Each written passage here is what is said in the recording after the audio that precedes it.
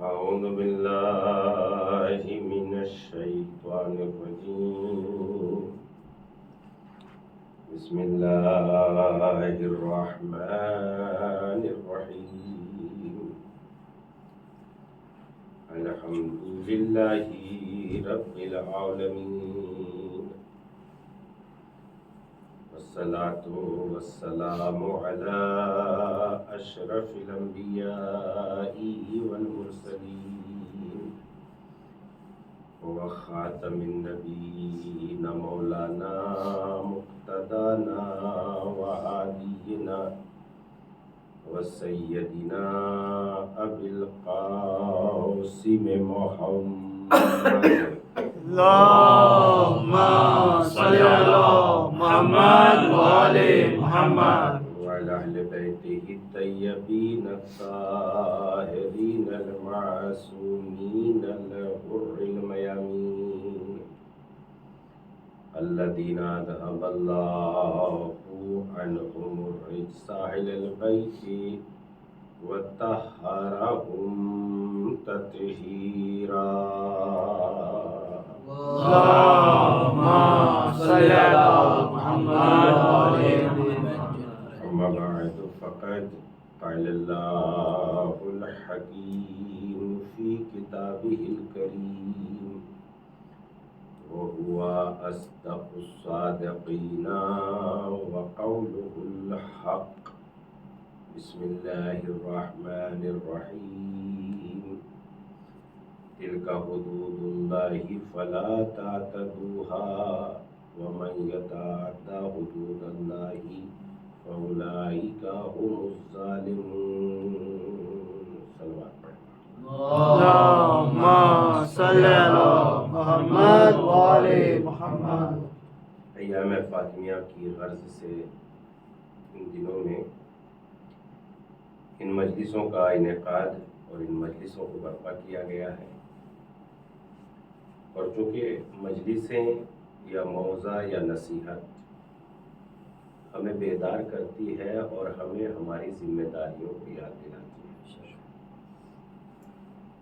انسان کی دنیا میں یا انسان کی فضیلت اسی بات میں پوشیدہ ہے کہ انسان اپنی ذمہ داریوں کو یاد رکھے، اور جو انسان اپنی ذمہ داریوں کو ادا کرتا ہے، ذمہ داریوں کی ادائیگی ہی انسان کو بڑا انسان بناتی ہے. اگر انسان ذمہ داریوں کو ادا نہ کرے تو چند چیزوں میں اس کی زندگی محدود ہو کے رہ جاتی ہے، اور ایک دن موت اپنی پوری طاقت کے ساتھ ہمارے اوپر مسلط ہو جاتی ہے، اور ہم اتنے بے بس ہو جاتے ہیں کہ دنیا کی کوئی طاقت بھی ہمیں موت کے پنجے سے بچا نہیں سکتی. جب انسان اپنی ذمہ داریوں کو ادا نہیں کرتا تو چند چیزوں میں وہ کون سی ہے جن میں انسان محدود ہو کے رہ جاتا ہے؟ بہت اچھا پہن سکتا ہے، بہت اچھا کھا سکتا ہے، بہت اچھی سواری استعمال کر سکتا ہے، بہت اچھے گھر میں رہ سکتا ہے، لیکن مخلوق خدا کی نگاہ میں یا خود خداوند عالم کی نگاہ میں وہ بہت اچھا انسان نہیں بن سکتا. چونکہ جو ذمہ داریوں کو فراموش کر دے وہ کبھی اچھا نہیں ہوتا.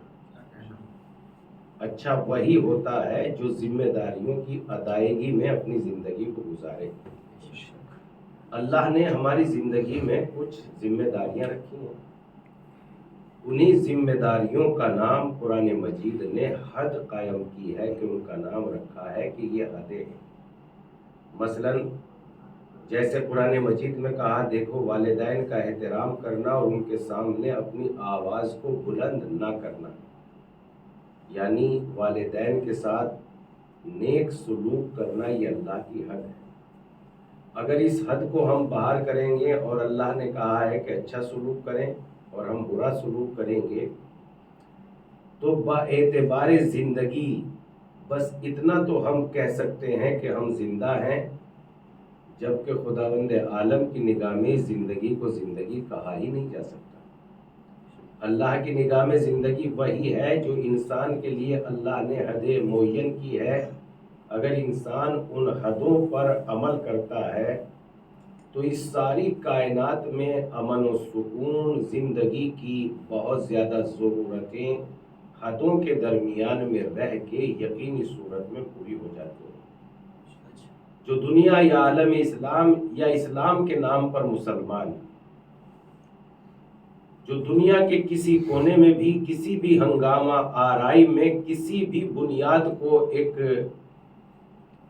پروپیگنڈا بنا کے دنیا میں جو قتل عام کیا جا رہا ہے 1400 سال سے لے کے آج تک، تاریخ ان باتوں کو بھلا اور فراموش نہیں کر سکتی، اور حالات بالکل آپ کے سامنے ہیں۔ جب آپ دیکھیں گے، غور کریں گے کہ چند دن پہلے ہی تو مثلاً افغانستان کو تاراج کیا گیا تھا، اس سے تھوڑے دن پہلے ہی عراق کو تاراج کیا گیا تھا، اس سے تھوڑے دن پہلے ہی مثلاً پاکستان میں کیا حالات تھے، اس کے بعد جو ہے آپ ساری دنیا کے حالات کا جائزہ لیا جا سکتا ہے کہ اسلام کے نام پر مسلمانوں کے ساتھ جو سلوک ہو رہا ہے وہ دنیا کے سامنے ظاہر ہے، کہیں چھپا ہوا نہیں، اور یہ اسی بنیاد پہ ہو رہا ہے چونکہ جو حدیں اللہ نے معین کی تھی انسان نے، مسلمان نے ان کو توڑا، اور جب مسلمانوں نے ان کو توڑا، اور وہ حد کیا تھی؟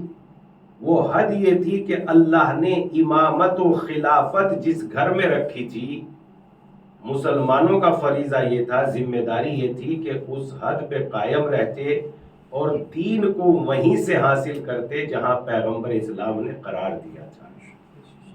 پیغمبر اسلام کی باتوں کو نہ ماننے کا جو سزا ہے وہ اتنی زیادہ ہو سکتی ہے، اتنی زیادہ ہو سکتی ہے پیغمبر کی باتوں کے نہ ماننے کی سزا، کہ میں نہیں لفظ استعمال کروں، کیا لفظ استعمال کروں کہ قلم بیان کریں یا زبان بیان کریں، یہ ناممکن سی بات ہے۔ پیغمبر کی بات کو رد کرنے کی جو سزا، جو اس کے بعد میں جو برے نتیجے انسان کو بھگتنے پڑتے ہیں، تاریخ نے ان کے سامنے، ہمارے سامنے وہ گواہیاں پیش کی ہیں کہ پیغمبر اسلام کی بات نہ ماننے کا کتنا انسان کے اوپر برا اثر پڑتا ہے، اور کتنی جانیں قربان ہو جاتی ہیں، اور کتنے لوگوں کو قتل کر دیا جاتا ہے، اور اس کے بعد بھی جب پیغمبر کی زندگی میں ان کی بات کے رد کرنے کا اثر یہ ہوتا ہے کہ نہ جانے کتنے لوگوں کا خون بہا دیا گیا، تو پیغمبر اسلام نے جہاں دین کو قائم کیا تھا، دین کو بتایا تھا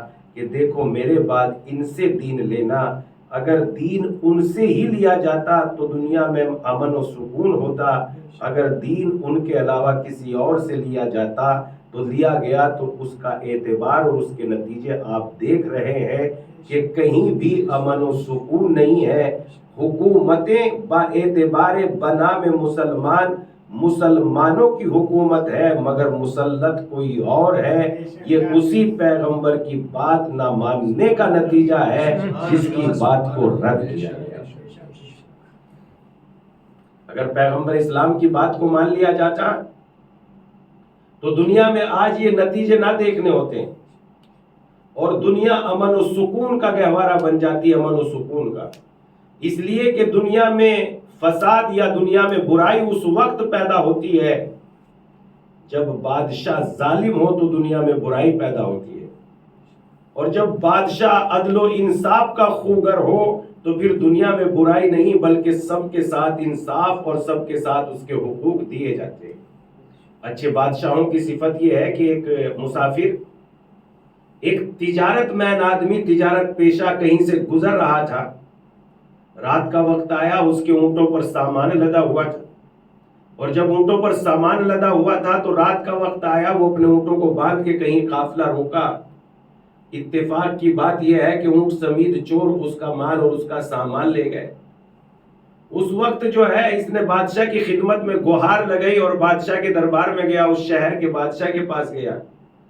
بادشاہ نے اس سے سوال کیا کہ جب تیرا مال لٹ رہا تھا تو کیا کر رہا تھا؟ تو اس نے ایک بہت عمدہ جواب دیا کہ جب میرا مال لٹ رہا تھا تو میں سو رہا تھا اس امید میں کہ اس ملک کا بادشاہ جاگ رہا ہے، اگر بادشاہ جاگ رہا ہوتا تو میرا مال بالکل نہ لٹتا۔ اس اعتبار سے بادشاہ کو اس کی بات کا بڑا اعتبار ہوا، اور جتنا اس کا نقصان ہوا تھا سب اس نے اپنے دربار، اپنے مثلاً قصر سے اس کو ادا کر دیا۔ تو بس یہی بات ہے، جب بادشاہ جو ہے نیک ہو جاتا ہے تو شہروں میں امن پیدا ہو جاتی ہیں، صلاحیتیں ابھر آتی ہیں، لوگوں کے حقوق ادا کیے جاتے ہیں۔ تو اس لحاظ سے پیغمبر اسلام نے اپنے جانے سے پہلے اعلان کر دیا تھا کہ میرے بعد مجھ سے کس سے دین لینا، اور اس اعتبار سے در سیدہ کی عظمت جناب رسالت مآب نے اپنی زندگی میں اس طرح تو کسی دروازے کا تعارف پیغمبر اسلام نے کرایا ہی نہیں، اس اعتبار سے کہ کوئی دنیا کا کوئی دروازہ ایسا نہیں ہے جس پہ جا کے نبی مسلسل سلام کرتے ہوں، اور کس وقت سلام کرتے ہوں؟ نماز سے پہلے سلام کرتے ہیں اور جا کے کہتے ہیں الصلاۃ الصلاۃ السلام علیکم یا اہل البیت النبوہ، اے اہل بیت نبوہ صلاۃ و صلاۃ، اور اس کے بعد جو ہے مثلاً در سیدہ پر جا کے یہ سلام کرنا، یہ اس بات کی دلیل ہے کہ جب رسالت اس دروازے کو سلام کر رہی ہے، اس کا مطلب یہ ہے کہ اگر رسالت کی ساری تعلیمات حاصل کرنا ہے تو وہ فاطمہ کے گھر سے ملے گی، کسی اور دروازے سے نہیں مل سکتی۔ لیکن دنیا نے کیا کیا؟ دنیا نے یہ کیا کہ در اہل بیت کو چھوڑ کے جو دنیا آج تک نقصان اٹھا رہی ہے، وہ اسی دن کا یہ نقصان ہے جس دن دروازہ در اہل بیت کو چھوڑا گیا۔ اگر در اہل بیت سے دین لیا جاتا، جناب فاطمہ کے حقوق ان کو دیے جاتے، چونکہ جناب فاطمہ کا دروازہ، جناب فاطمہ کے بیٹے، جناب فاطمہ کے شوہر، فاطمہ اسلام کے لیے وہ مرکزی تعارف ہے جس کے اعتبار سے خداوند عالم نے جناب سیدہ کا جو تعارف کرایا ہے، خدا کی قسم، مثلا جب یہ آیہ کریمہ نازل ہوئی انما یرید اللہ لیذھب عنکم الرجس اہل البیت ویطہرکم تطہیرا،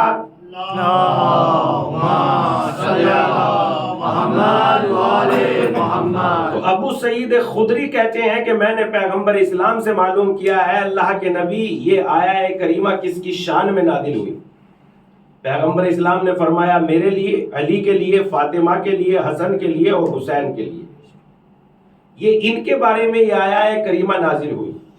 اور جب یہ آیہ کریمہ نازل ہوئی تو پیغمبر اسلام نے اپنے ہاتھوں کو بلند کیا اور اللہ کی بارگاہ میں کہا اللہم ہؤلاء اہل بیتی، پروردگارہ یہ میرے اہل بیت ہے، ان سے ہر رجس کو دور رکھنا ہے، یعنی لالچ ان کے اندر نہیں آ سکتا، بے ایمانی ان کے اندر نہیں آ سکتی، کوتاہی ان کے اندر نہیں آ سکتی، دوسروں کے مال و حقوق لوٹ کے مالدار بننا ان کے اندر نہیں آ سکتا، بلکہ ان کی تاریخ تو یہ ہے یہ دوسروں کے حقوق کیا لیں گے، بلکہ یہ خود تو بھوکے رہ سکتے ہیں مگر امت کو بھوکا نہیں دیکھ سکتے۔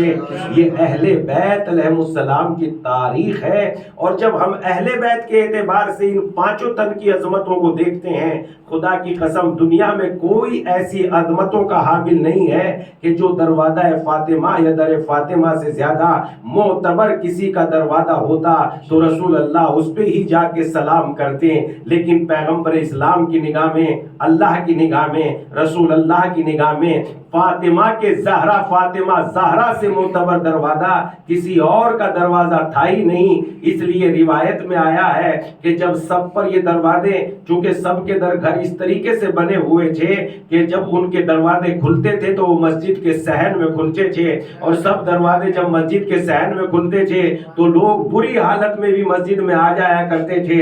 اللہ نے اللہ کی طرف، رسول اللہ کی طرف اللہ نے پیغام بھیجا، اے رسول اللہ ان سے کہہ دیجئے سب کے دروازے بند کر دیجئے، کسی کا دروازہ کھلے گا نہیں، لیکن علی و فاطمہ کے لیے وہی حکم ہے، سر در سیدہ کے لیے وہی حکم ہے، جو آپ کے دروازے کا حکم ہے وہی سیدہ کے دروازے کا حکم ہے۔ خدا نے اس اعلان سے عام اعلان کر دیا، یعنی اے رسول اللہ جو آپ ہیں وہی فاطمہ ہے، جو فاطمہ ہے وہی علی ہے، جو علی ہے وہی حسن ہے، جو حسن ہے وہی حسین ہے، اور اس کے بعد در سیدہ کو یہ عظمت حاصل ہوئی کہ اس کے بعد جناب رسالت مآب نے جب سب کے دروازے بند کر دیے تو لوگوں نے آ کے سوال کیا یا اللہ کے نبی آپ نے سب کے دروازے بند کر دیے مگر علی کا دروازہ کھلا ہوا ہے. رسول اللہ نے کہا خدا کی قسم اس کے قبضہ قدرت میں جس کے قبضہ قدرت میں محمد کی جان ہے نہ میں نے اپنی مرضی سے کسی کا دروازہ بند کیا نہ اپنی مرضی سے کسی کا دروازہ کھولا ہے. کسی نے آ کے رسول اللہ سے یہ کہا اے رسول اللہ مسجد کی طرف ایک روشن دان کھولنے کی اجازت دے دیجئے. رسول اللہ نے اس کو بھی منع کر دیا. کیوں پیغمبر اسلام ایک روشن دان سے کیا پرابلم ہو سکتی ہے مگر جو میں نہیں دیکھ سکتا وہ رسول اللہ دیکھ سکتے ہیں. رسول اللہ نے کہا جب یہ روشن دان اگر کھول دیا جائے گا تو یہ روایتوں کے انبار لگا دیں گے گھڑ گھڑ کے اور یہ کہیں گے میں روشن دان سے دیکھ رہا تھا.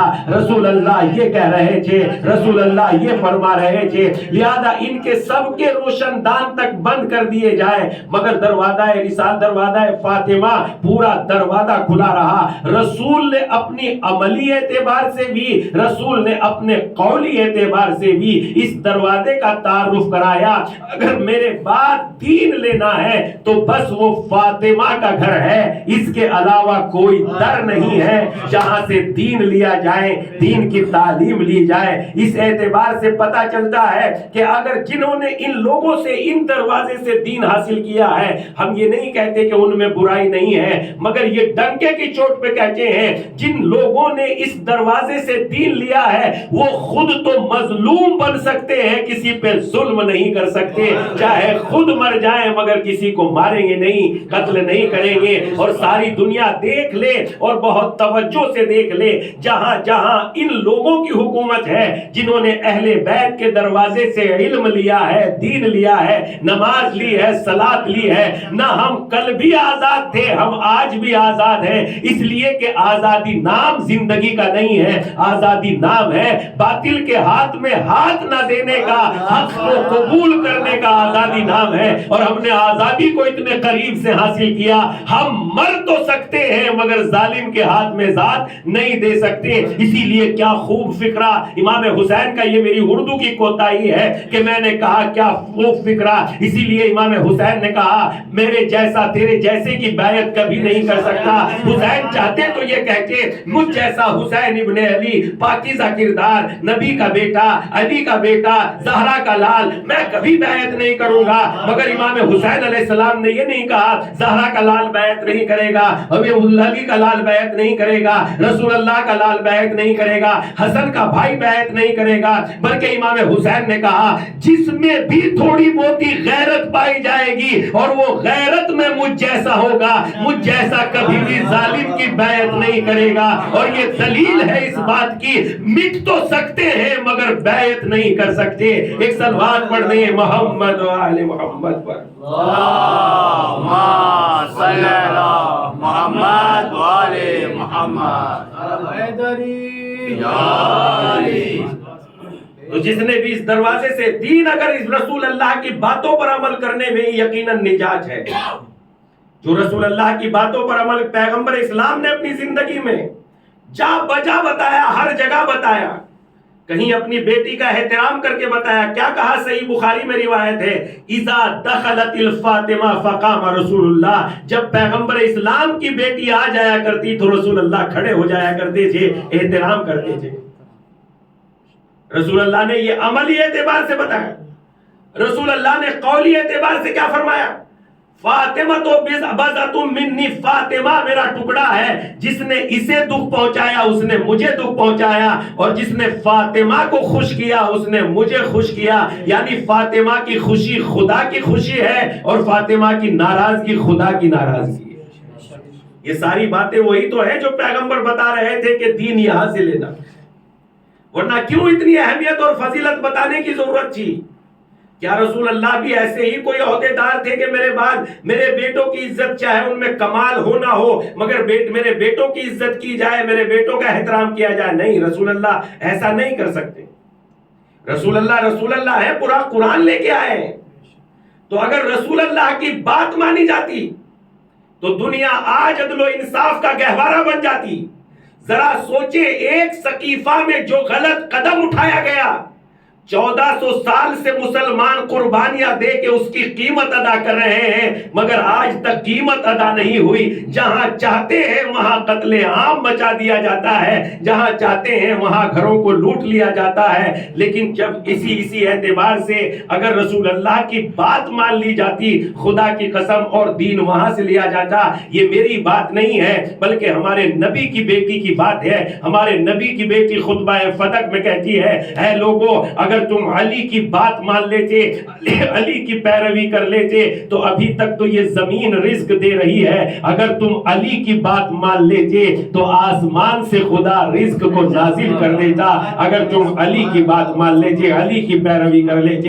اس اعتبار سے دین کو وہاں سے لیا جائے جہاں رسول اللہ نے بتایا ہے، اور یہ قرآن کا بھی نظریہ یہی، قرآن بھی یہی کہتا ہے، وَمَا آتَاكُمُ الرَّسُولُ فَخُذُوهُ وَمَا نَهَاكُمْ عَنْهُ فَانْتَهُوا۔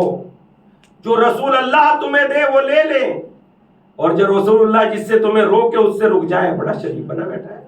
ایک صلوات پڑھ دیں محمد وعلى محمد۔ اللهم صل علی محمد وعلى محمد۔ جس سے رسول اللہ تمہیں دے، جو رسول اللہ تمہیں دے وہ لے لو، جس سے رسول اللہ تمہیں روکے اس سے رک جاؤ۔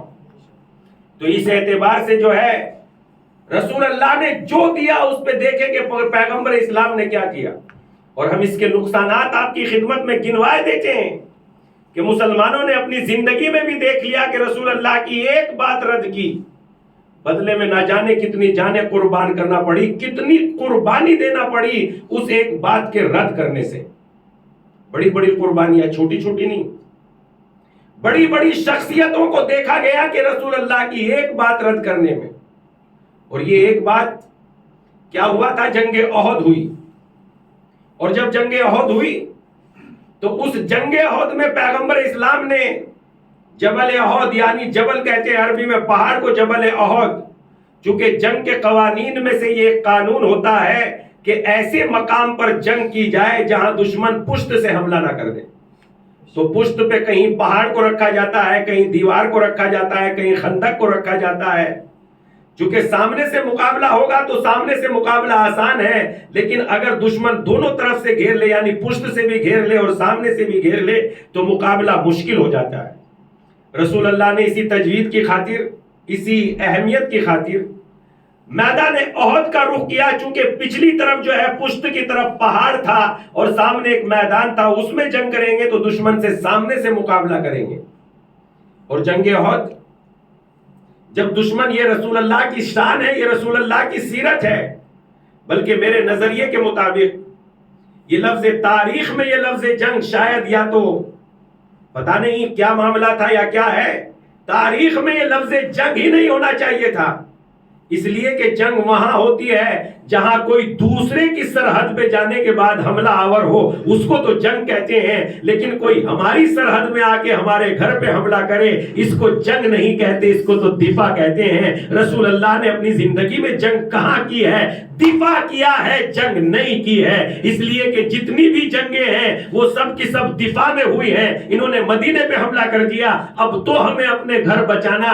یقیناً وہ پرندہ جس کی بساط اتنی سی ہے، اگر اس پہ کوئی بڑا اژدہا حملہ کر دیتا ہے تو وہ اپنی منقار کو ناطاقتی کے بعد بھی کھول کے کہتا ہے میرے آشیانے کو بچانے کا مجھ میں حق ہے، چاہے میں اس کو بچاتا بچاتا مر جاؤں، مگر میں اپنی زندگی میں تو تمہارے حوالے نہیں کروں گا۔ تو دفاع کا حق تو ایک پرندے کو بھی ہے، دفاع کا حق تو ایک چیونٹی کو بھی ہے، دفاع کا حق تو سب کو ہے۔ پیغمبر اگر خود کسی کے شہر میں جا کے حملہ آور ہوتے تب تو کہا جاتا کہ یہ جنگ ہے، مگر پیغمبر نے تو کسی کے شہر میں جا کے حملہ ہی نہیں کیا، بلکہ جو ان کے ملک میں آئے، ان کے شہر میں آئے، ان سے دفاع کرنا تو لازمی بن جاتا ہے۔ پیغمبر نے دفاع کیا ہے، جنگ کہاں کی ہے؟ جنگ ابتدائی کہاں ہوئی ہے؟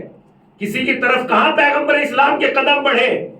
بلکہ پیغمبر اسلام کی تو شان یہ ہے، توجہ رکھیے گا اور اس اعتبار سے غور کیجئے گا کہ پیغمبر اسلام نے کیا کہا، پیغمبر اسلام نے کیا بتایا۔ جب یہی اسی عہد کی طرف جب بڑھ رہے تھے تو پیغمبر نے ایک تعلیم دی، دیکھو درختوں کو نہ کاٹنا، دیکھو بھاگتے ہوئے کا پیچھا نہ کرنا، دیکھو میت کو مسلا نہ کرنا، یعنی جو قتل ہو جائے، عرب میں ایک دستور تھا جب کسی کو کوئی قتل کر دیا کرتا تھا، زیر کر لیا کرتا تھا، اس کے ناک کاٹتا تھا، اس کے کان کاٹتا تھا، اس کے جو ہے ان ہاتھ پیروں کو کاٹنے کے بعد گلے کا ہار بناتا تھا، اس کو کہتے تھے مصلح کرنا، اور اپنی جیت کا جشن مناتا تھا۔ اس لیے یہ سب سے بدترین صفت تھی۔ اسی لیے تو عمر ابن عبد ود کی بہن جب اپنے بھائی کی میت پہ آئی اور دیکھا کہ تلوار بھی موجود ہے، کان ہاتھ بھی سلامت ہے، اس کے بعد کہتی ہے تو اتنا بہادر تھا کہ میں تجھے قیامت تک روتی، لیکن چونکہ مجھے معلوم ہو گیا تیرا قتل کرنے والا کوئی شریف انسان ہے، جس نے تجھے قتل جو کیا ہے وہ تیری غلطیوں سے کیا ہے، اس کی کوئی غلطی نہیں ہے، اس لیے میں اس کی شرافت پہ خوش ہوں، تیرے مرنے پہ ناراض اس لیے نہیں ہوں کہ کسی شریف ہاتھوں سے تو قتل ہوا ہے۔ اس اعتبار سے علی کی شان یہی تھی۔ تو اب پتا چل گیا ہمیں میدان میں، تو ہم یہاں سے مصلح کرتے تھے، اور جب مصلح کرتے تھے تو پیغمبر اسلام نے کہا، تعلیم دی، دیکھو کسی کو مصلح نہ کرنا، دیکھو کسی کو بھی جو ہے مثلا اس کے کان نہ کاٹنا، اس کا ناک نہ کاٹنا، اس کا زبان نہ کاٹنا۔ اس کے اعتبار سے جب پیغمبر اسلام یہ تعلیم دے رہے تھے، اور تعلیم دیتے دیتے پیغمبر اسلام نے ایک جملہ کہا جو بہت ہی عجیب و غریب ہے اور بہت بڑی تعلیم دیتا ہے، بہت بڑی نصیحت دیتا ہے۔ پیغمبر اسلام نے کہا دیکھو انہیں قتل نہ کرنا، بچوں کو قتل نہ کرنا، ان کے بچوں کو قتل نہ کرنا۔ کچھ میرے جیسے بھی جو زیادہ ایمان میں اپنے آپ کو مضبوط سمجھتے ہیں، بہت ٹائٹ سمجھتے ہیں ایمان میں، مجھ جیسے چند لوگ کھڑے ہو گئے اور کہنے لگے یا رسول اللہ ہم بچوں کو قتل کیوں نہ کریں، ہے تو دشمنوں کے ہی بچے، ہے تو مثلا ان کے مشرکوں کے ہی بچے۔ پیغمبر اسلام نے ایک جملہ کہا، بڑا ایمانداری سے بتاؤ تم سب اس سے پہلے وہی نہیں تھے جو وہ تھے، جو تم سب سے پہلے، اس سے پہلے تم وہی نہیں تھے جو وہ تھے۔ اگر اللہ نے میری برکتوں میں تمہیں ایمان دے دیا ہے تو کسی اور کا بھی انتظار کرو کہ کوئی اور بھی ایمان میں آ جائے۔ ایک صلوات پڑھ دیں محمد و آل محمد پر۔ اللہم صلی علی محمد و آل محمد۔ اب غور کریں، کیا مجھ سے پہلے تم بھی وہی نہیں تھے جو وہ ہیں؟ اگر تمہیں ایمان کی چاشنی عزت دے سکتی ہے، اگر تمہیں ایمان عزت دار بنا سکتا ہے تو کسی اور کو بھی موقع دو، موقع دو، شاید آ جائے، آج بدل جائے، کل بدل جائے۔ اور اسی طریقے سے ایک شخص کو ایک میدان میں قتل کر دیا گیا جبکہ اس نے کہا تھا کہ میں لا الہ الا اللہ کا اقرار کرتا ہوں، مگر اس کے بعد بھی تلوار چلا دی گئی۔ پیغمبر اسلام نے اسے بلا لیا، جب اس نے کہا تھا کہ میں لا الہ الا اللہ کا اقرار کرتا ہوں تو تلوار کیوں چلائی؟ تو اس نے کہا کہ اس نے خوف کی وجہ سے یہ جملہ استعمال کیا تھا۔ پیغمبر نے کہا تم کسی کے دل کو کیا جانو کہ خوف کے اعتبار سے کہا تھا کہ حقیقت کے اعتبار سے کہا تھا؟ تم دل کے پردہ غیب کو نہیں جانتے، لہذا تمہارے اوپر بس اتنا ہی ضروری ہے کہ جو زبان سے کہہ رہا ہے اسے تسلیم کر لو، جو زبان سے کہہ رہا ہے۔ تو اس اعتبار سے کیا کل تم وہی نہیں تھے؟ چل دیے، اور چلنے کے بعد یہ بہت بڑی بات ہے کہ اللہ کے نبی نے درس دیا، سبق دیا، تاکہ انسان کو اپنے مومن ہونے پہ غرور نہ ہو جائے، اور مومن ہونے پہ غرور نہ ہو جائے، انسان کو اپنے عمل پہ غرور نہ ہو جائے، انسان اپنی نیکیوں پہ اکڑنے نہ لگے۔ انسان کا سب سے بڑا کمال یہ ہے کہ اگر کسی چیز کو چھوٹا سمجھے تو اپنے عمل کو چھوٹا سمجھے، اگر کسی چیز کو بڑا سمجھنا ہے تو اپنی گناہوں کو بڑا سمجھے۔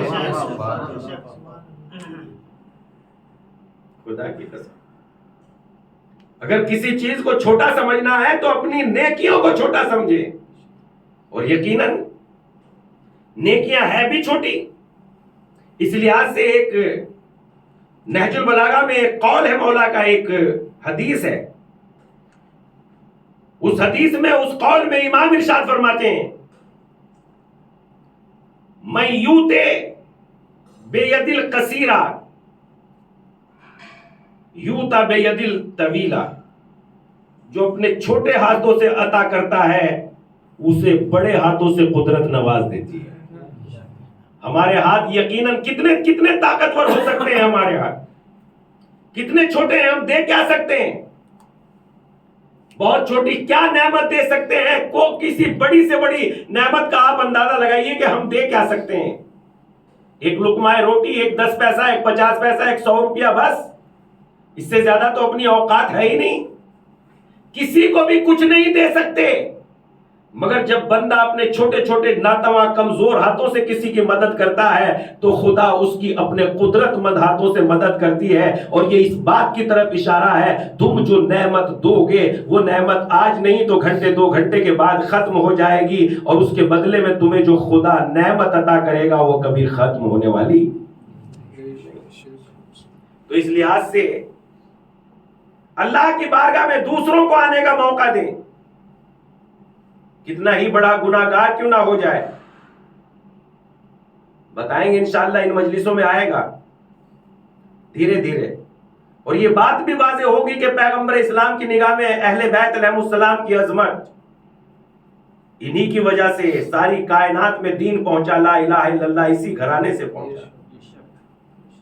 تو پیغمبر کی ایک بات نہ ماننے سے نقصان کتنا پہنچتا ہے میں اس کو آپ کی خدمت میں پیش کر رہا ہوں. پیغمبر کی بات چلتی ہے یہ احد کے میدان کی طرف. ہم نے کہا کہ جنگوں کے اصول میں سے یہ اصل ہوتی ہے کہ لوگ پشت پر کوئی سپورٹ دیکھتے ہیں، کہ پشت پر کوئی سپورٹ ہو تاکہ دشمن پشت سے پیچھے سے حملہ نہ کر دے. اسی اعتبار سے پیغمبر اسلام نے احد کے میدان میں پیچھے کی طرف جو ہے وہ جو ہے احد کے میدان میں جبل احد تھا اور سامنے دشمن تھا. لیکن اس جبل احد میں ایک بڑا سا راستہ تھا. اس راستے پر پیغمبر اسلام نے چند لوگوں کو تیر اندازوں کو بٹھایا اور کہا کہ جنگ کا جو بھی انجام ہو، چاہے جنگ ہم جیتے یا چاہے جنگ ہم ہارے، جنگ کا جو بھی انجام ہو تمہیں یہ جگہ نہیں چھوڑنی، اپنی جگہ سے تمہیں ہٹنا نہیں. پیغمبر اسلام کے کہنے پر یہ لوگ پہنچ گئے. تھوڑی دیر میں تلواریں جو چلی علی علیہ السلام کے ہاتھوں سے، اللہ نے اسلام میں فتح حاصل کی اور دیکھنے لگا یہ لوگ مال غنیمت لوٹنے میں مشغول ہو گئے. دیکھتے کیا ہے کہ یہ جو ہے ان لوگوں کے دلوں میں لالچ پیدا ہوئی اور انہوں نے پیغمبر کے فرمان کی نافرمانی کرتے ہوئے اس درے کو چھوڑ دیا جس پر پیغمبر اسلام نے انہیں بٹھایا تھا. چاہے جبکہ پیغمبر نے کہا تھا چاہے ہم ہارے یا ہم جیتے تمہیں اس درے کو نہیں چھوڑنا. اب جو انہوں نے اس درے کو چھوڑ دیا، یہ لشکر جو اپنی طاقت کو کھو کے بھاگ چکا تھا، یہ لشکر جو ہے اسی راستے سے درے کے راستے سے آیا اور اس نے پہاڑ کی بلندیوں پہ جا کے تیر اندازوں کا مقابلہ کرنا شروع کر دیا. چونکہ جب انسان تیر کی زد میں آ جاتا ہے پھر کوئی تلوار بازی کام نہیں آتی، اور دیکھتے ہی دیکھتے جیتی ہوئی جنگ ہار میں تبدیل ہو گئی اور لوگ اتنے قتل ہو گئے کہ جنگ احد میں جناب حمزہ سلام اللہ علیہ کو بھی قتل کر دیا گیا اور اتنا نقصان ہوا یہاں تک کہ ایک دوسرے کی خبر نہیں تھی کتنے لوگ قتل ہو گئے. یہاں تک کہ ہر انسان بھاگ رہا تھا. لیکن پیغمبر اسی جنگ میں ایک شور مچا، قتل محمد کو قتل کر دیا گیا ہے. مگر علی نے سوچا ایسا نہیں ہو سکتا، اور اگر محمد قتل ہو گئے تو میں جی کے کیا کروں گا. ڈھونڈتے جاتے تھے، پیغمبر اسلام کو پا لیا اور علی جو ہے اپنی پوری طاقت سے پیغمبر اسلام کا دفاع کرتے رہے. یہاں تک کہ پیغمبر اسلام کے منہ پہ بھی زخم آئے اور علی کے بدن پہ بھی بے پناہ زخم آئے. پیغمبر اسلام جب جنگ سرد ہو گئی، پیغمبر اسلام نے علی سے ایک بات معلوم کی، یا علی جب سب بھاگ گئے تھے تو آپ کیوں نہیں بھاگے؟ امام علی نے پیغمبر کو جواب دیا، یا رسول اللہ کیا ایمان کے بعد کفر اختیار کر لیتا؟ یعنی آپ کو چھوڑنا کفر کے برابر ہے، میں آپ کو چھوڑ کے نہیں جا سکتا. اس کے بعد جو ہے پیغمبر اسلام یعنی ایک بات، اتنی سی بات چھوڑی کہ دیکھو ہم ہارے یا جیتے تمہیں اس درے کو نہیں چھوڑنا. ایک درے کو چھوڑنا تھا کہ جیتی ہوئی جنگ ہار میں بدل گئی. جب نبی کی ایک بات کو نہ ماننا اتنا نقصان پہنچا سکتا ہے تو اگر رسول اللہ نے غدیر میں مولا کسی کو بنایا اور مال کسی اور کو لیا ہو تو کتنا نقصان پہنچے گا. ایک صلوات پڑھ دیں محمد و آل محمد پر. اللہم صلی علی محمد و آل محمد. تو دنیا جو آج ظلم و ستم کا گہوارہ بنی ہوئی ہے اور اسلام کے بنا میں مسلمان جو انسان کو ہر جگہ جہاں چاہے وہاں قتل کر دیا جاتا ہے دہشت گردی کے نام پر. آج لوگ جو ہے ایسی تصویر بنا دی گئی لوگوں کے ذہن میں کہ یہ تو نقصان پہنچاتے ہیں، یہ تو بے ایمان ہے، امانت داری ان میں نہیں ہے. دیکھو اسلام کو کتنا نقصان پہنچا. خلیفہ یعنی ثقیفہ بنی سعدہ تھے, وہ کس نے جملہ کہا تھا, بہت کمال کا کہا تھا, لمحوں نے خطا کی تھی صدیوں نے سزا پائی. کتنے کمال کی بات ہے. تو اس لحاظ سے اللہ کے نبی کی بارگاہ میں ہم نبی کی باتوں کو اگر تسلیم کریں تو نبی کی بات, اور نبی نے اپنی زندگی میں, اور جب حالات دیکھ لیے نبی نے تو نبی نے اپنی حیات میں گریہ کیا. نبی نے اپنی فاطمہ بیٹی کی زندگی کے بارے میں, خدا کی قسم ایسے مصائب اس گھرانے پہ پڑے, اللہ اکبر, نہ جن میں دنوں میں طاقت ہے, نہ پہاڑوں میں طاقت ہے, نہ آسمان میں طاقت ہے کہ ایسے مصائب برداشت کر سکے. ابھی آپ مرثیہ سن رہے تھے, اس میں آپ تھوڑی سی بات اس طریقے کا تصور کیجئے, جسے فاطمہ کو جسے نبی صدیقہ کہہ رہے ہوں, اور اس فاطمہ کو بھرے دربار میں جھٹلا دیا جائے. مصائب کا عالم ہے کہ ان کے دل پہ کیا بیت جائے گی, ان کے کلیجے پہ کیا بیت جائے گی. مصائب کو کوئی کیا بیان کر سکتا ہے, نبی کی بیٹی کی عظمت کو کون بیان کر سکتا ہے, نبی کی بیٹی پر کیا بیت گیا یہ کون بیان کر سکتا ہے. اور کسی تنہائی میں نہیں جھٹلایا گیا, بلکہ بھرے دربار میں جھٹلایا گیا, بھرے دربار میں. اور جب نبی کی بیٹی نے کہا, اے لوگوں, ارے تم تو اپنے باپ کی میراث پاتے ہو اور نبی کی بیٹی کو ان کے باپ کی میراث سے محروم کر دیتے ہو, کیا یہی قرآن میں لکھا ہے, کیا یہی رسول اللہ نے بتایا ہے, کیا تم نہیں جانتے اے اصحاب مہاجرین, کیا تم نہیں جانتے رسول اللہ نے اپنی زندگی میں مجھے باغ فدق عطا کر دیا تھا اور میرے کارندے اس میں کام کر رہے تھے, اور تم نے باغ فدق کو غصب کر لیا ہے. کیا تم نے اس وقت جو ہے لوگوں نے کہا تم اپنے گواہ تو لے کے آؤ, کس کی موجودگی میں رسول اللہ نے تمہیں یہ باغ فدق عطا کیا تھا. مرتبہ جناب سیدہ نے دو لوگوں کے نام لیے, کہا اے ابو بکر کیا تم ان کی باتوں کو مانتے ہو؟ ہاں میں ان کی باتوں کو مانتا ہوں. کہا ان سے دلیل مانگتے ہو؟ کہا نہیں ان سے تو دلیل نہیں مانگتے. کہا کیسے عجب کی بات ہے, ارے ایک آپ مسلمان سے تم دلیل نہیں مانگتے اور نبی کی بیٹی سے دلیل مانگ رہے ہو. یہ رسول اللہ کی بیٹی کا وہ غم تھا. اور اس کے بعد جس فاطمہ نے علی کو ہر میدان میں کامیاب دیکھا ہے, علی کو ہر میدان میں مثلا علی کو ہر میدان میں فتح مند دیکھا ہے, روایت میں آیا ہے ایک روز جناب فاطمہ سیدہ سلام اللہ علیہا نے علی کی ان کامیابیوں کو یاد کیا. کبھی باب خیبر کو دیکھتی ہے تو کبھی خندق کو دیکھتی ہے, کبھی علی کی طاقت احد میں دیکھتی ہے تو کبھی بدر میں دیکھتی ہے. اور ایک مرتبہ رسول اللہ کی بیٹی علی سے کہہ دیتی ہے, اے ابو الحسن تمہاری اس طاقت کا کیا ہوا جو بدر میں دیکھی گئی, خیبر میں دیکھی گئی. مرتبہ رسول اللہ نے کہا, ایک مرتبہ علی نے کہا, اے نبی کی بیٹی تھوڑا سا صبر کرو تاکہ میں تمہیں بتاؤں وہ طاقت تو میرے پاس آج بھی ہے, مگر وہ طاقت میں نے کیوں برداشت کیے ہوئے ہیں. تھوڑا لمحہ گزرا, یہاں تک کہ لمحہ گزر گیا کہ مؤذن نے اذان دینا شروع کی. جیسے ہی مؤذن نے کہا اللہ اکبر, علی نے بھی کہا اللہ اکبر. جیسے ہی مؤذن نے کہا اشہد ان محمد رسول اللہ, ایک مرتبہ علی نے کہا, اے فاطمہ یہ نام اذان میں سن رہی ہو, ارے اسی کی بقا کے لیے علی خاموش ہے, اسی کی بقا کے لیے علی صبر کیے ہوئے ہیں, اسی کو باقی رکھنے کے لیے علی نے مظلومیت کو اختیار کر لیا. الا لعنت اللہ علی قوم الظالمین وسيعلم الذين ظلموا أي منقلب ينقلبون.